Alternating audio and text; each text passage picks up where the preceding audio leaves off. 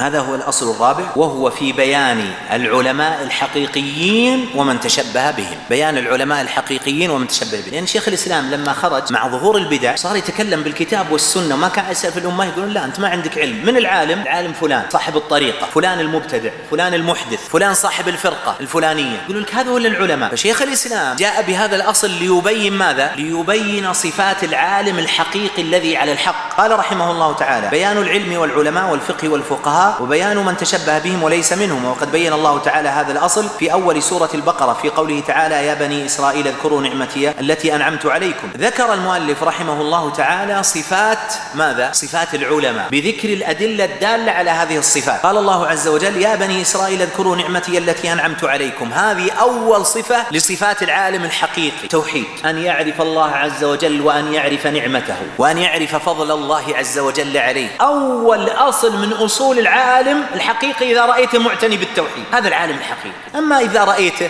ما يعتني بالتوحيد ولا يرفع به رأسا ولا يعادي ولا يوالي على التوحيد، فاعلم أنه من علماء الضلالة. الثاني: وأوفوا بعهدي أوفي بعهدكم، وذلك بأن ترى العالم يبلغ الدين ولو عارض ماذا؟ ولو عارض أهواء الناس. اليوم بعض الناس عنده استعداد يبلغ الدين، بس بشرط ما يتعرض لعواطف الناس، ما يتعرض لأهواء الناس، ما يتعرض لما يحبه الناس. شاف الناس في موجة بالباطل، بدل أن يردها وش يسوي؟ يركب الموجة. اللي يسمون بالشعبويين. ايش معنى شعبوي؟ يشوف وين أكثر الناس وشهم عليه يصير معهم. جت الثورات وشاف الناس مع الثورات، مع الثورات. راحت الثورات وصاروا الناس وطنيين مع الوطنيين. مو بديانة والعياذ بالله، لا، بحسب ايش؟ بحسب ما عليه الناس، نسأل الله العافية. فهو لا يبين دين الله، وإنما يبين من دين الله ما يوافق أهواء الناس ورغباتهم والعياذ بالله. قال الله عز وجل: وآمنوا بما أنزلت مصدقا لما معكم. هذه الصفة الثالثة،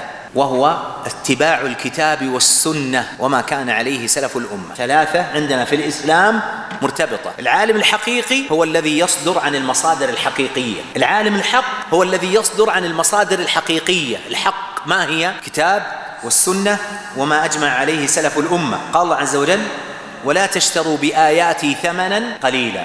العالم هو الذي يقدم الدين على الدنيا، هو الذي يبيع الدنيا ويشتري الآخرة. الصفة الخامسة: ولا تلبسوا الحق بالباطل.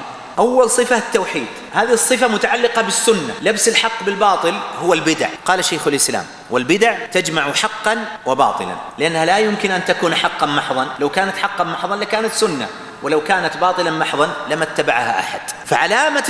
فعلامة العالم الحقيقي هو الذي يتبع السنة، أي هدي النبي صلى الله عليه وسلم وهدي السلف الصالح. الصفة السابعة: وأقيموا الصلاة وآتوا الزكاة واركعوا مع الراكعين. ما علامتهم؟ العمل. يا مشايخ الأكارم، العالم لابد أن يكون عاملا بما يعمل به، إلا الذين آمنوا وعملوا الصالحات، أن يوافق عمله قوله. فالعالم الحقيقي هو الذي في قلبه الإيمان ويظهر هذا على جوارحه، بعكس ما يقولون أن العالم هو الذي بلغ مرتبة اليقين وسقطت عنه التكليفات. تدرون هذا موجود اليوم؟ من يقول أن العالم هو الذي لا يعمل، بدليل أن هذا كرامة له والعياذ بالله، كما سيأتينا إن شاء الله تعالى. الصفة الثانية: أتأمرون الناس بالبر وتنسون أنفسكم. الأمر بالمعروف والنهي عن المنكر، فإذا أمر بالمعروف كان أسبق الناس إليه، وإذا نهى عن المنكر كان أسبق الناس عنه وأبعد الناس عنه.